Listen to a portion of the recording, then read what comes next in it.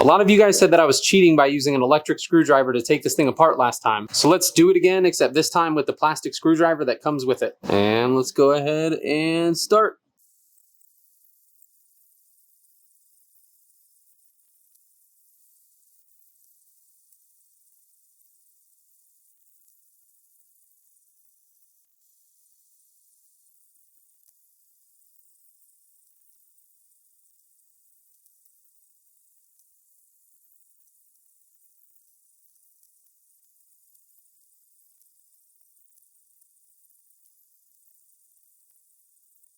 Coming in on the final stretch, and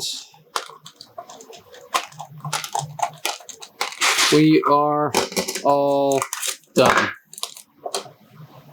Never doing that again.